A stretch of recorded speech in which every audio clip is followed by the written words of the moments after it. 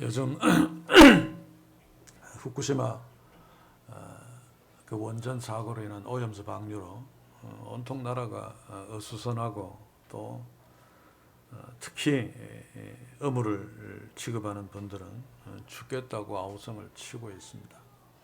이럴 때 사실 제대로 된 정치력이 필요하죠. 그러나 여당, 야당 이 사건에 대해서 한쪽에서는 과장 보도하고 한쪽에서는 축소 보도하고 참 이 중차대한 문제를 놓고 오직 정쟁에만 몰두하고 있습니다.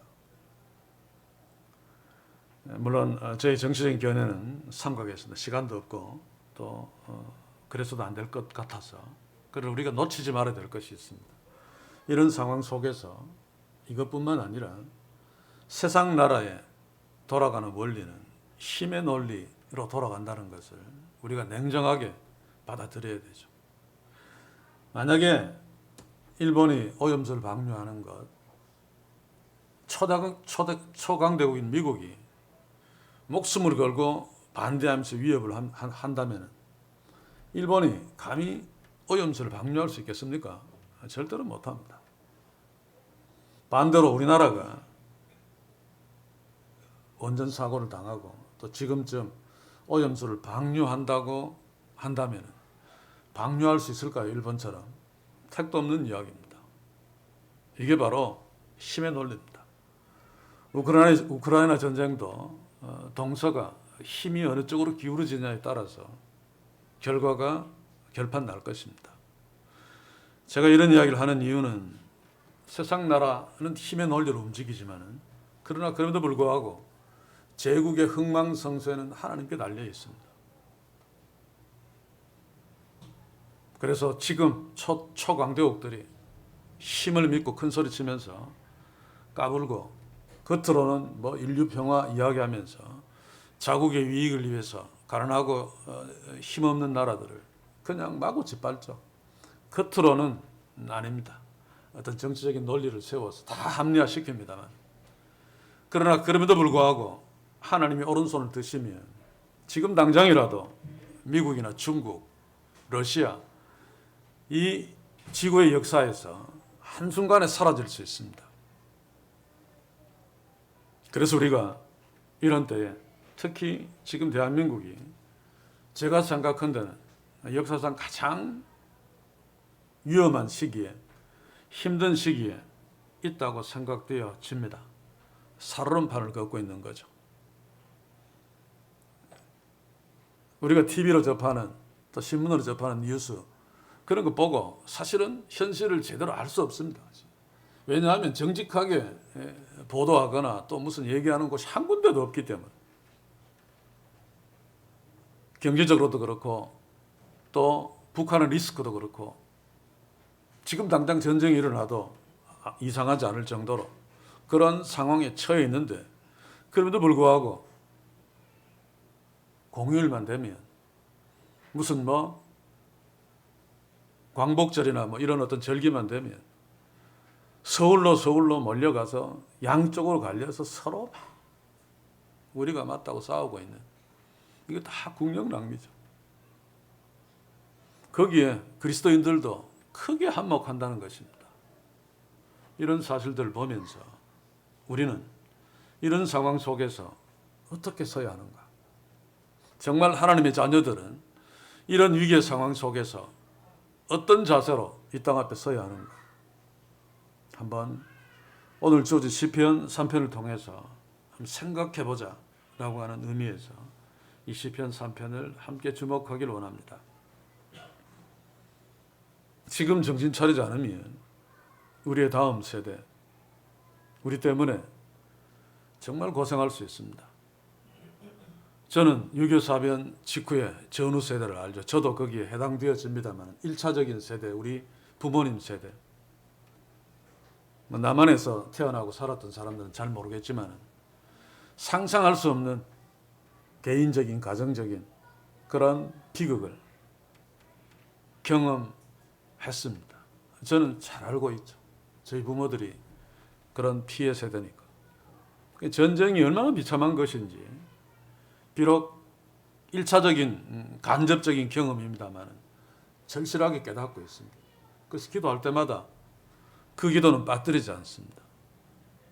우리야 뭐 다 살았지만 전쟁이 일어나면 그 다음 세대 그냥 인생 한 인생 망치는 거죠. 그 다음 세대까지 아마 어려움을 겪을 것입니다. 그래서 비록 주의 몸된 교회들, 생명 있는 교회들은 소수이지만 그러나 그런 소수의 주의 자녀들이 하나님 앞에 바로 선다면 소돔과 고모라의 10명의 의인이 될 수 있다면 우리로 말미암아 하나님께서 이 땅을 안전하게 지켜주실 것이라고 저는 믿습니다. 그래서 오늘 말씀 앞에 서서 우리만이라도 어떻게 이 시대 앞에 서며 살아야 하는가를 한번 고민해 봅시다.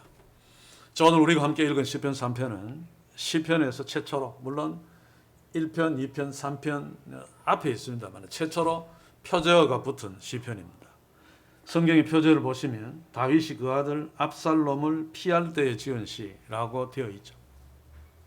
쉽게 이야기하면 다윗의 입장에서는 최악의 경우입니다. 물론 그가 좀 긴 시간 동안 사울 왕에게 쫓겨서 고통을 당했습니다만 그러나 그것과 비교할 수 없는 절망의 상황이 그의 친아들 압살롬에게 쫓길 때입니다. 사울에게 쫓길 때는 아무리 어려워도 남이죠.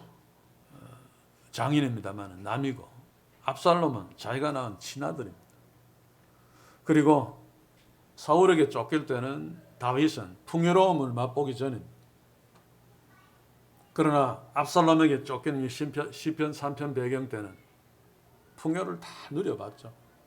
왕궁에서 왕으로 편안하게 잘 먹고 잘 살고 또 백성들의 존경을 한 몸에 받으면서 인기도 마음껏 누렸고 그러다가 그 모든 것들을 다 잃어버렸습니다. 정말 힘들 것입니다.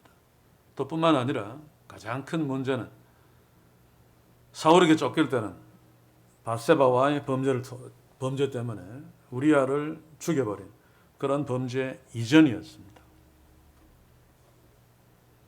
그런데 지금은 그렇지 않습니다.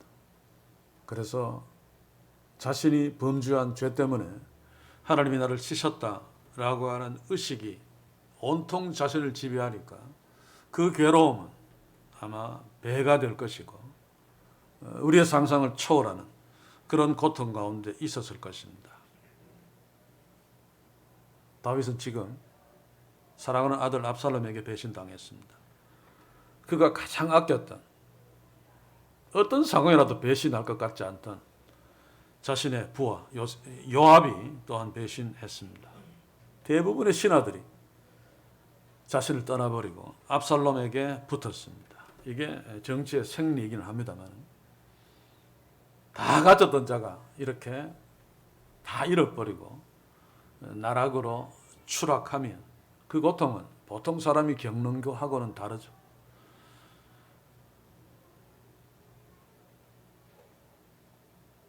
그래서 다윗이 지금 시편 3편을 쓰고 있는 배경이 얼마나 비참한 상황인가를 우리가 염두에 두면서 상상하면서 오늘 본문을 주목할 필요가 있습니다. 자, 오늘 본문의 배경 가장 비참한 것은 죄의식일 것입니다. 밧세바가 범죄한 이후에 하나님은 나단 선지자를 통해서 이렇게 말하죠. 사무엘아 12장 10절 한번 봅시다. 이제 네가 나를 업신 여기고 햇사람 우리아의 철을 빼앗아 네 철을 삼았은즉 칼이 영영이 내 집에 떠나지 아니하리라. 이런 엄청난 심판의 선언을 나단으로부터 받았습니다. 어쩌면 다윗은 하나님이 그랬어도 설마라고 했을지 모르겠습니다만 그 하나님의 선포가 다윗의 집에 엄습하기 시작했죠.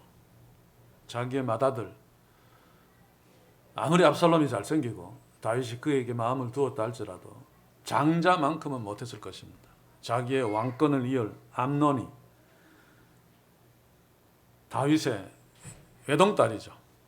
암논 입장에서는 이복 동생입니다만 다말을 겁탈했습니다.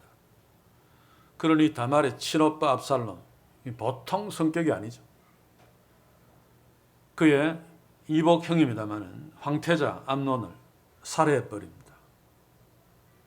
사무엘하 12장 11절 10절 다음을 보시면 이렇습니다. 여호와께서 또 이처럼 이르시기를 내가 네 집에 재화를 일으키고 내가 네 처들을 가져 네 눈앞에서 다른 사람에게 주리니 그 사람이 네 처들로 더불어 백주에 동침하리라. 이게 바로 압살롬의 반란 사건이죠. 이런 일들을 당하고 도망가면서 시편 3편을 노래하면서 다윗은 얼마나 비참했겠습니까? 사무엘하 16장 21절 22절을 제가 한번 읽어보겠습니다. 아히도벨이 압살롬에게 이르되 왕의 아버지가 머물러 두어 궁을 지키게 한 후궁들로 더불어 동침하소서. 그리하면 왕께서 왕의 부친에 미워하는 바됨을 온 이스라엘이 들으리니 왕과 함께 있는 모든 사람의 힘이 더욱 강하여지리이다.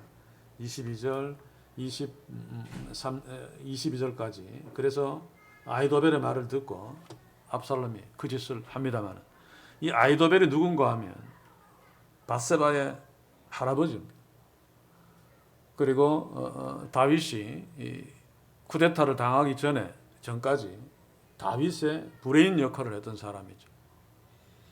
이 자가 그 좋은 지혜로 사탄의 지혜를 발휘해서 반란자 압살롬에게 이런 모략을 주어서 다윗을 완전히 그냥 처참하게 만들어버린,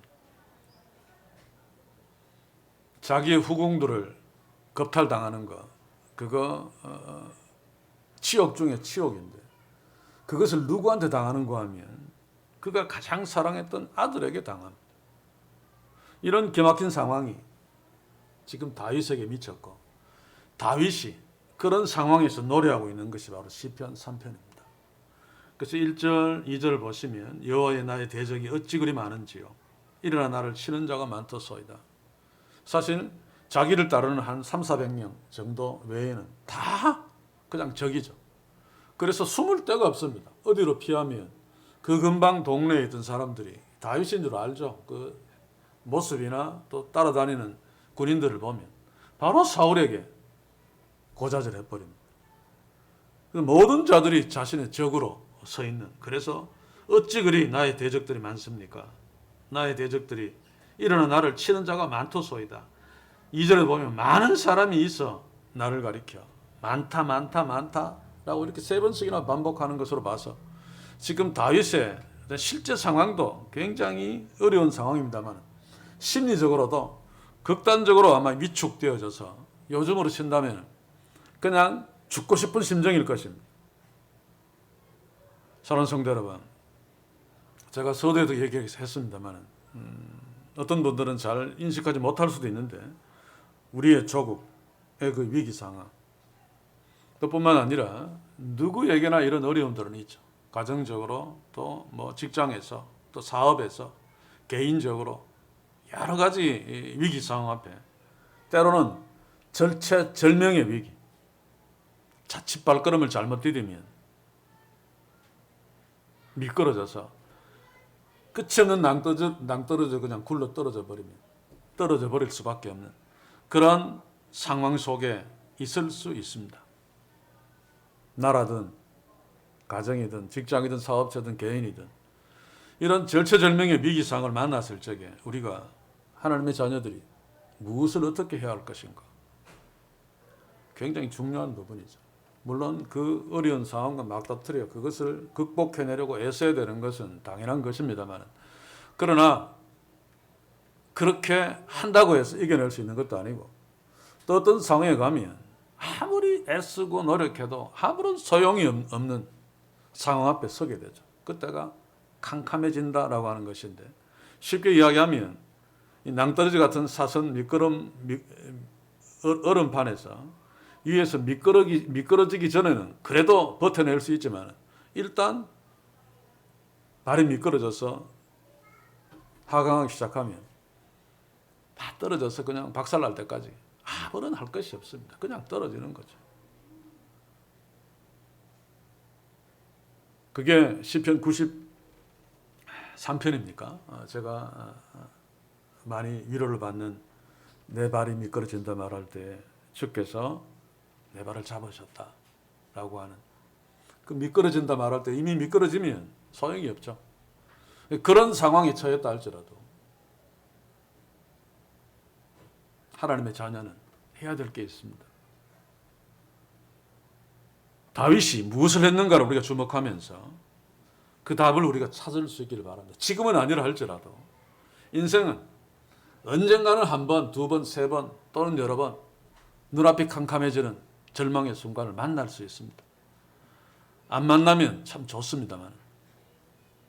그래서 저는 아브라함이나 야곱처럼 굴곡 있는 인생보다 차라리 조금 미지근해도 이삭 같은 인생, 우리 자녀들이 그렇게 살았으면 좋겠다라고 하는 생각을 항상 갖습니다.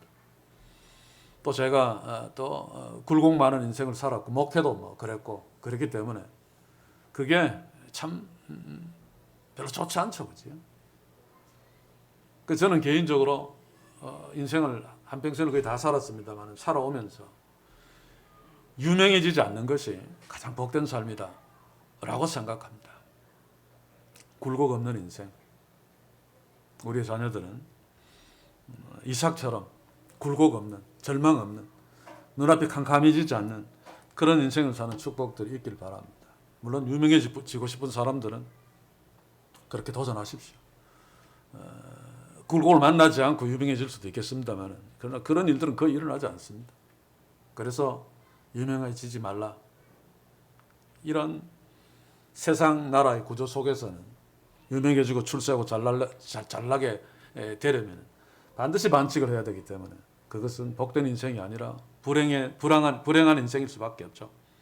아무튼 지금 다윗은 이런 상황에서 무엇을 했는가? 1절을 보시면 여호와여, 또 2절도 보시면 많은 사람이 있어 나를 가리켜 말하기를 저는 하나님께 도움을 얻지 못한다 하나이다. 누구에게 말하고 있습니까? 그런 상황에서 지금 여호와께 나는 이렇습니다 하고 부르짖고 있죠. 이게 그냥 객관적인, 그냥 과학적인, 그냥 경제적인 논리로 볼 적에는 헛짓입니다. 아무것도 아니죠. 절망적인 상황에 처했는데 뭔가 물리적인 어떤 힘으로 뭔가를 부도나려고 한다면 돈을 가져와서 막아야 되고 그런 일들이 실제적으로 유용한 것이지. 마치 없는 것처럼 전혀 역사하지 않는 것처럼 보이는 그 하나님을 찾는다. 여호와의 이름을 부른다. 그게 무슨 소용이 있겠는가? 라고 아마 말할 사람들이 되게 많을 것입니다. 좋은 시절에는 맞습니다. 그럽니다. 그런데 결정적으로 발이 미끄러져 버리는 그런 절망의 순간을 만났을 적에 대체로 여호와를 찾지 않습니다. 그래서 좋은 시절에 아직은 절망의 상황을 만나지 않았을 적에 이런 본문을 주목하면서 다윗이 그런 상황에서 어떻게 했으며 어떻게 이겨냈는가를 가슴에 선명하게 새길 필요가 있다 그 말입니다. 하나님의 자녀가 캄캄한 순간을 만났을 적에 절대적으로 해야 되는 일은 전능자 여호와 하나님을 찾는 것입니다. 그래서 우리 복음성가 옛날 흘러간 옛 성가일 수 있습니다만 앞이 캄캄할 때 기도했나요? 정말 깊은 의미가 있죠. 왜 그런 가사가 있겠습니까? 앞이 캄캄할 때 기도해야 되는데 좋을 때는 기도하는데 앞이 캄캄할 때는 기도 못하기 때문에 앞이 캄캄할 때 기도했나요? 라고 찬양으로 묻고 있는 것입니다. 오늘 지금 다윗은 제가 서두에 이야기했듯이 절망이라고 표현하기조차 어울리지 않을 만큼 그런 절망 가운데서 그는 하나님의 이름을 부릅니다. 자, 여호와의 이름을 부르면 진짜로 부르면 절망적인 상황이 전혀 바뀌지 않았어도 힘이 납니다. 경험하신 분들 많죠. 오늘 여기 이 시편을 통해서도 그것을 살필 수 있습니다. 우리가 읽어보면 2절에 셀라 있죠. 4절에도 셀라가 있고, 옛날에 대중가요에도 셀라 그것도 보면 이스라엘 그 민요를 어떻게 개사해서 부른 팝송이라고는 할 수 없겠습니다만, 그래서 그 셀라를 아마 한국 가수가 번안해서 부르면서 아무 뜻도 모르면서 막 그냥 불렀을 것입니다. 히트는 쳤죠. 어쨌든 이 셀라는 쉬는 시간입니다. 그렇죠? 어떤 시편의 노래를 부르다가 중간에 쉬는 시간, 그때 조를 바꾼다든지 어떤 변화가 그 다음 노래에 시작되어지는데, 한 가지 동일한 특징 중에 하나는 중간에 쉬는 셀라가 나오면 그 뒤에는 더 옥타브가 높아진다는 거예요. 그 뒤에 또 셀라가 더 높아지고, 지금 보십시오. 더 도움을 얻지 못한다 하나이다. 완전 절망적인 상황에서 중간에 잠깐 쉽니다. 이때 아마 다윗은 그동안 하나님이 나를 어떻게 도우셨는가, 절망하지 아니하고 나를 향해 일하셨던 하나님을 떠올렸으리라고 생각되어집니다. 그는 잊지 못할 사건이 있죠. 골리앗을 만났을 때. 사무엘상 17장 45절에 보시면 다윗이 블레셋 사람에게 이르되 너는 칼과 창과 단창으로 내게 오거니와 나는 만군의 여호와의 이름 곧 네가 모욕하는 이스라엘 군대의 하나님의 이름으로 내게 가노라. 바로 이 사건이 다윗을 출세하게 만든, 다윗이 결코 잊을 수 없는 사건입니다. 이때 다윗이 전혀 겁이 안 났을까요? 아마 가슴이 두근두근 했을 것입니다. 그도 인간이라면. 그러나 그럼에도 불구하고 그는 자신이 양을 치고 그럴 때 곰을 만나고 사자를 만났을 때 하나님이 도와주신 그 살아계신 하나님을 알고 있고 믿고 있죠.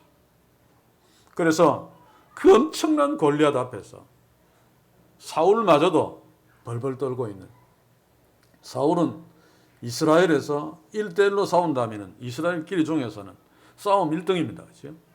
보통 사람보다 머리 하나 더 있는, 사울도 거인에 가까운 그런 덩치를 갖고 있죠. 골리앗에 비하면 아무것도 아닙니다만, 그런 사울도 벌벌 떨고 있는 그런 상황에서 다윗이 비록 가슴은 두근거리고 두렵지만은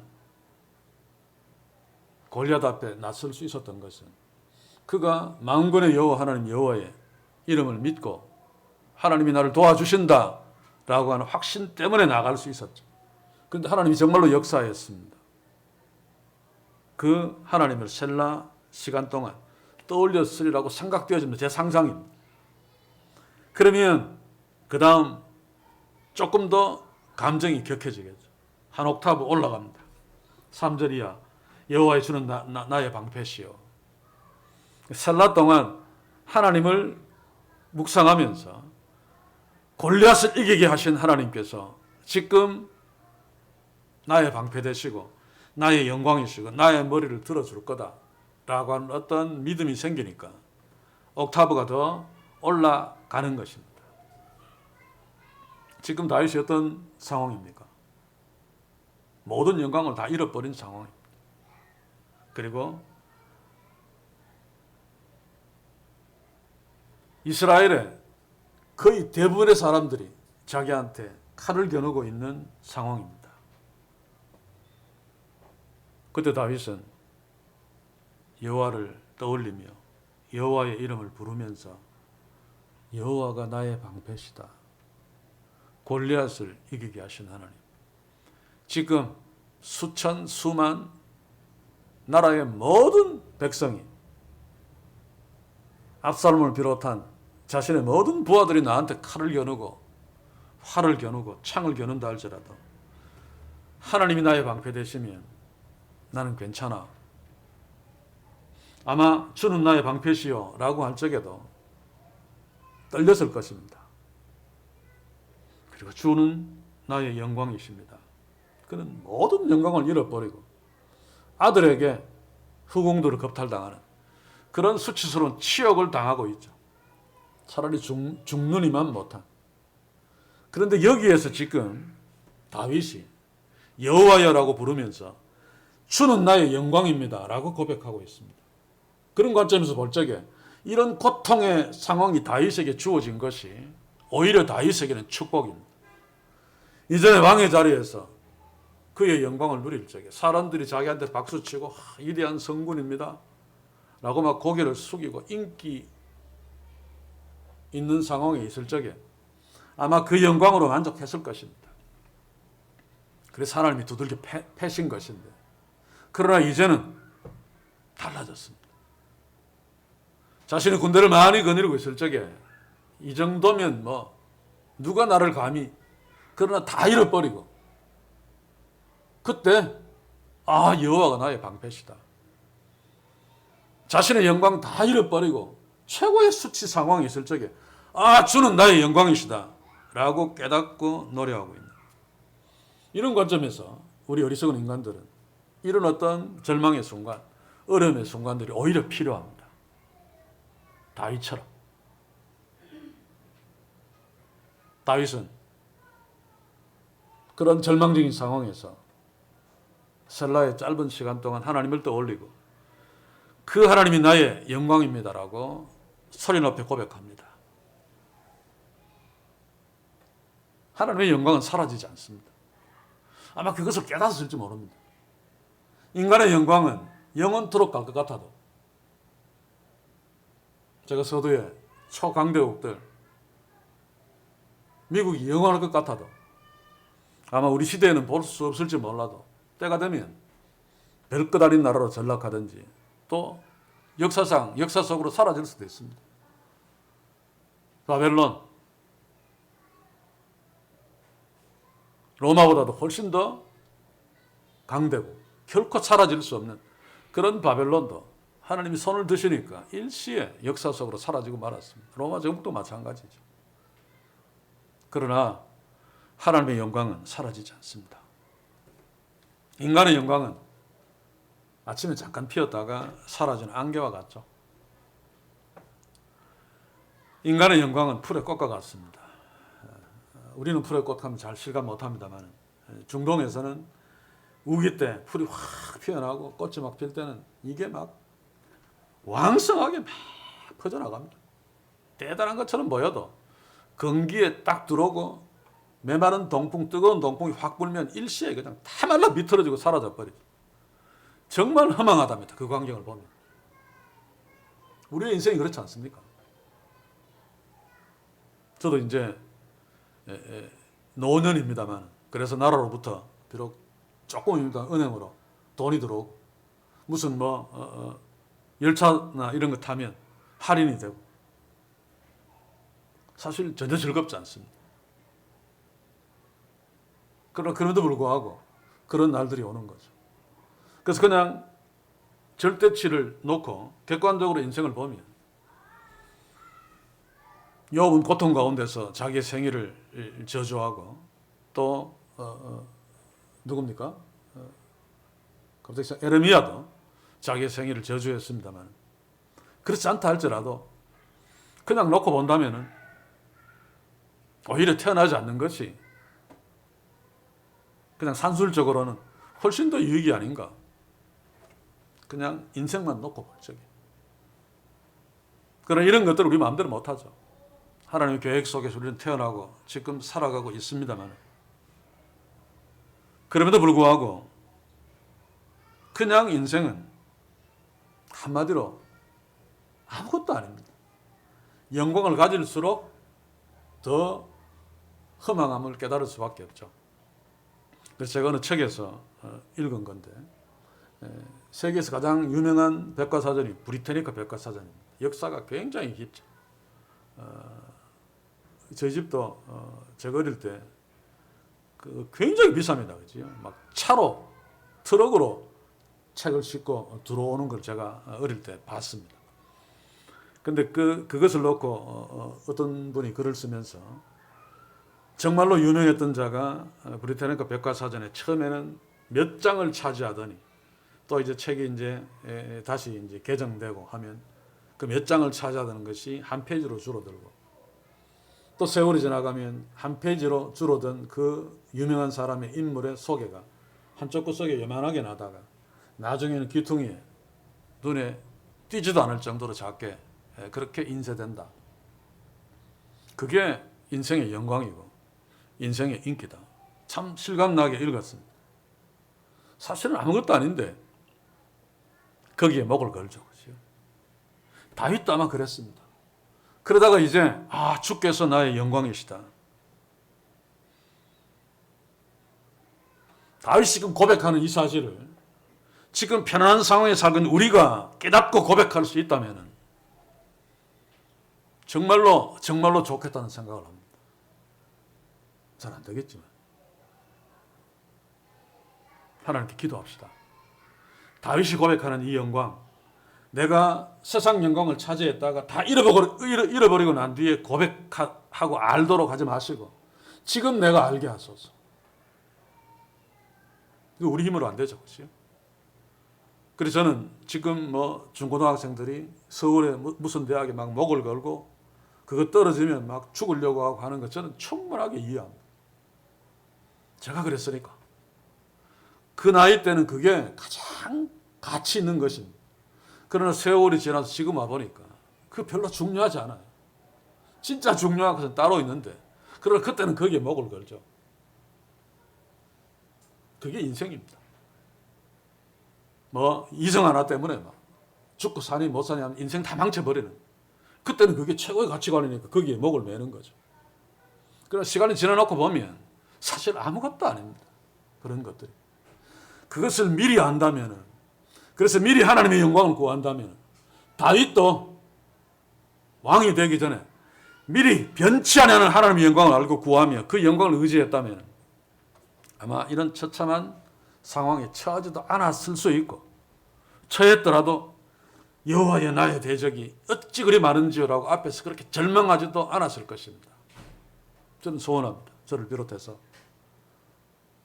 우리 공동체의 믿음의 지체들, 특별히 다음 세대 또 어린 생명까지 좀 빠른 시간에 세상의 영광과 비교할 수 없는 변치 않은 하나님의 영광, 절대로 시들지 않는 하나님의 영광을 알고 그 영광을 노래하면서 그 영광을 누리는 그런 축복이 있기를 주의 이름으로 간절히 소원합니다.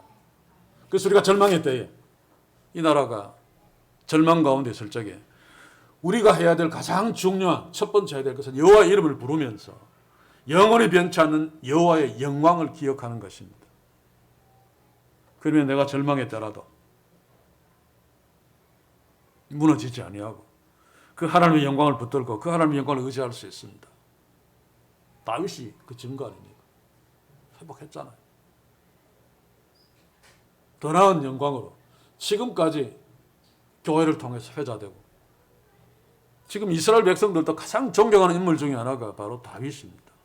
그게 중요한 것은 아닙니다만, 사랑하는 성도 여러분, 힘들고 절망적인 상황일 때 오전에 계속 설교하고 있습니다만 낭망치 말아야만 하고 기도해야만 되는 이유가 바로 다윗이 부르고 있는 그 여호와가 우리의 아버지 되시기 때문에 그렇습니다. 그래서 5절을 한번 보십시오. 3편 5절. 내가 누워 자고 깨었으니 여호와께서 나를 붙드심이로다. 원수가 이렇게 많습니다. 대적이 이렇게 많습니다. 많은 사람이 있어서 나를 비난하는데 저런 하나님께 도움을 얻지 못한다. 이게 참 제일 비참한 거죠. 그리고 실제로 본인도 그런 것 같습니다. 그러면 더 비참합니다. 하나님이 나를 버리셨다. 하나님의 자녀들의 가장 큰 위기가 바로 이거죠. 절망의 순간, 절망의 상황보다 하나님이 나를 버렸다. 하나님 왜 이러지?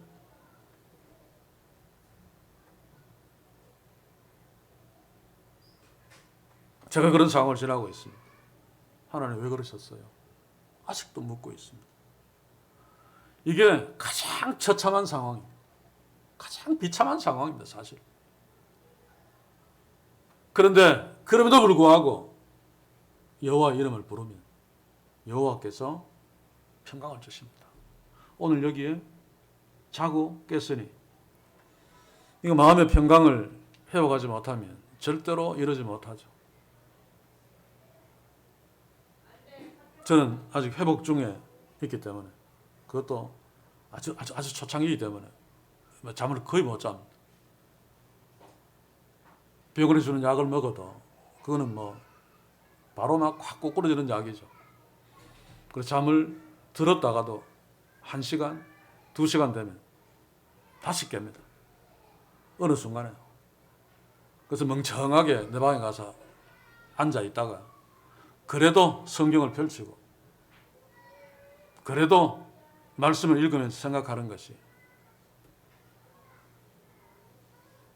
그 절망적인 상황을 피할 수 있는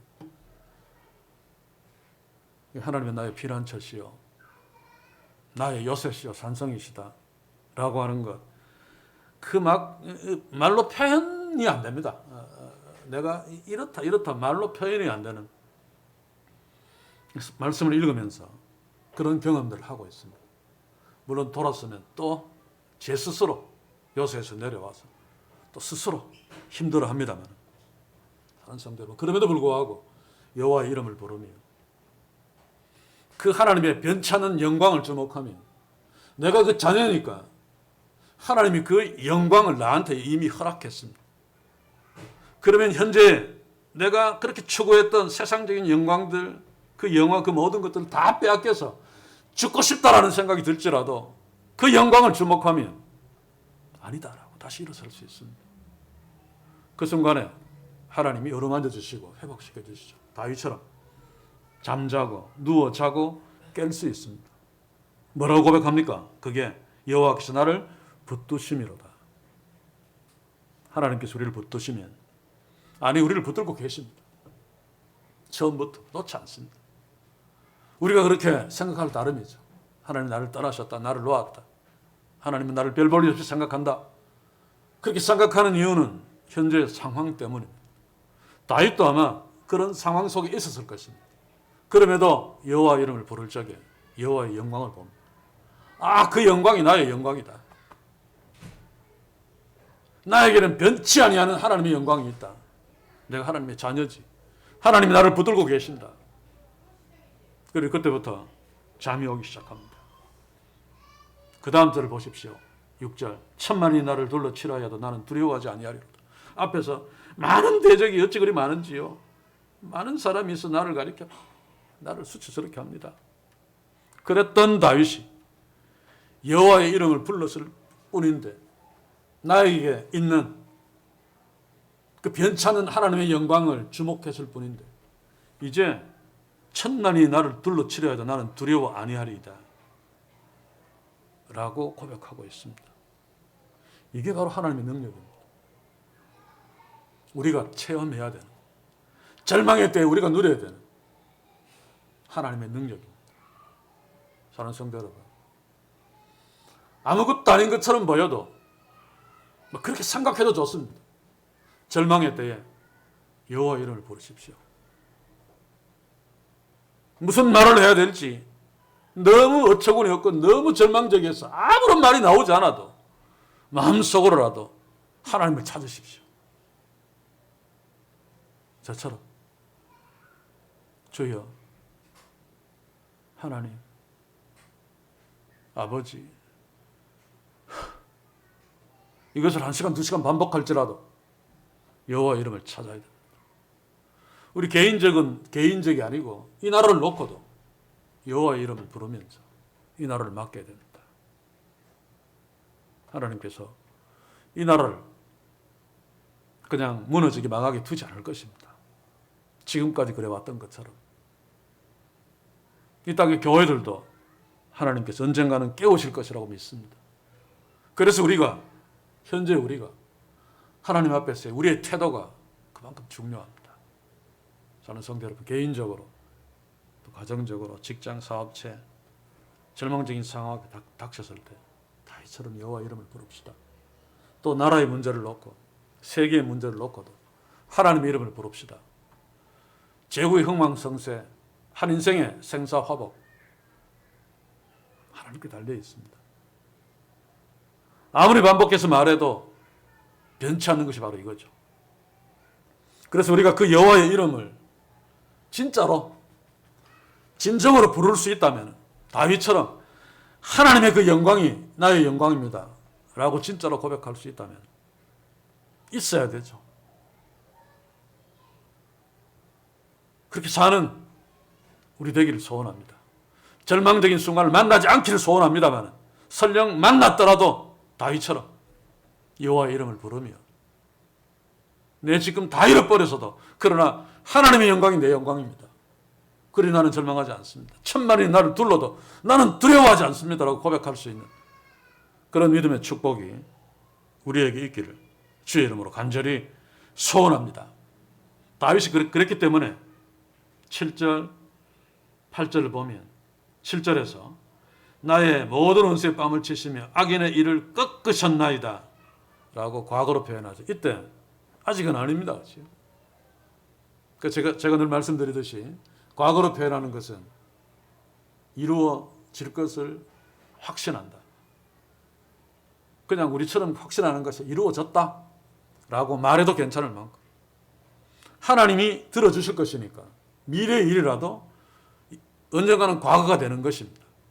제가 예전에 어떤 얘기를 하면 농담으로 그런 얘기를 했죠. 가장 무서운 자가 누구냐 그러면 너 앞으로 너 나한테 죽을 거야가 아니고 너 죽었어.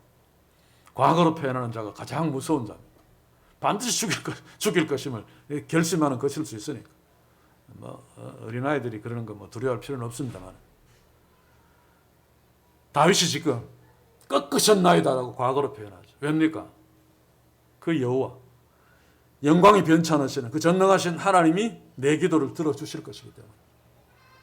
그래서 우리가 어떤 사고를 만나도 낭망치 말아야만 하고 기도해야만 되는 이유가 우리의 기도를 들으시는 분이 다윗의 기도를 들으셨던 그분, 지금도 살아계셔서 우리의 아버지 노릇을 하고 계시는, 우리를 너무너무 사랑하시는 그 하나님이 우리의 아버지 되시고 동일하게 우리의 기도를 들으실 것이기 때문에 다윗 같은 절망적인 상황을 만나도 다윗처럼 여호와 이름을 부르면서 여호와의 영광을 붙드는 매일의 말씀 묵상 앞에 섭시다. 하나님도 알아야 부를 수 있습니다. 조금 알고 부르면 부르는 자들이 힘을 얻지 못하죠. 그렇지 않습니까? 나를 도와줄 그 사람 내가 잘 알아야지. 확신을 가지고 그 사람의 이름을 부르면서 도와주십시오 할 수 있잖아요. 이게 믿음입니다. 이단들이 막 열광하면서 막 확실히 시원히 이게 아니고 하나님을 아는 것이 믿음입니다. 아는 만큼 구할 수 있고 아는 만큼 신뢰할 수 있고 아는 만큼 그의 영광을 알 수 있습니다. 그러므로 저는 오늘 말씀을 마치면서 다윗처럼 우리가 만나지 않기를 바라지만 절망의 때를 만났을 적에 그냥 무너지지 아니하고 여호와의 이름을 부르며 그 영광을 붙들며 그러므로 주께서 회복시켜 주시는 놀라운 축복들을 누릴 수 있기를 소원하면서 그럴 때를 대비해서 현재의 상황 속에서 주의 말씀을 주목하며 나의 친아버지 되시는 그 전능하신 하나님, 다윗의 기도를 들으시고 그를 회복시켜 주신 하나님, 그분이 어떤 분인가 말씀을 읽으면서 생각하며 묵상하며 가슴에 새겨 매일매일 잠깐이면 됩니다. 그게 안 되면 일주일에 한 번씩이라도 예배의 시간만큼이라도 말씀 나누는 시간만큼이라도 나의 친아버지 되시는 하나님이 어떤 분이신가를 깊이 묵상하는, 그래서 결정적인 순간에 다윗처럼 그 하나님을 찾는, 그 영광을 붙드는, 그래서 하나님께서 회복시켜 주시고 은혜 베푸시는 것, 하나님이 그렇게 하셨다라고 하는 사실을 알고 감격하며 감사하는 그런 삶이 있는, 살아있는 삶이 있는 인생 우리가 살 수 있기를, 하나님을 알므로, 더 깊이 알므로 사는 놀라운 축복들이 우리 모두에게 있기를 주의 이름으로 간절히 소원하고 또 소원합니다. 기도합시다. 주여, 오늘 시편 3편을 통해서 다윗의 절망적인 순간을, 그 배경들을 염두에 두며 그가 어떻게 그 어려움들을 극복했는가 살폈습니다. 그가 한 것은 단지 전능하신 하나님 여호와 이름을 부르며 여호와께 의지한 것밖에 없는데, 그것이 가장 지혜로웠으며 가장 효과적인 방법이었음을 우리가 깨달을 수 있습니다. 왜냐하면 하나님은 전능하신 하나님, 불가능이 없으신 하나님, 다윗을 그토록 사랑하시는 하나님이셨기 때문에 하나님 자신의 이름을 부르는 다윗을 그냥 두지 않으시고 회복시켜 주시고 새롭게 하셨는데, 그 하나님이 우리의 친아버지 되시며 우리의 하나님이신 것을 우리가 믿습니다. 주여, 앞이 캄캄한 순간을 만나지 않기를 원합니다마는, 그럼에도 그런 순간을 만났을 적에 다윗처럼 여호와 이름을 부를 수 있도록 우리가 날마다 하나님 앞에 세워주시고 하나님의 이름을 부르며 주를 묵상케 하시어서 절망적인 순간, 낙심할 만한 순간에도 낙심치 아니하고 하나님께 기도하는 그런 믿음으로 하나님이 이겨내게 하시는, 회복시켜 주시는, 다시 높은 자리에 올려주시는 그 놀라운 축복들을 체험하며 경험하며 하나님을 찬송하며 노래하는 인생을 우리가 살 수 있도록 주여 우리 모두를 그렇게 축복해 주시옵소서. 예수님의 이름으로 기도하옵나이다. 아멘.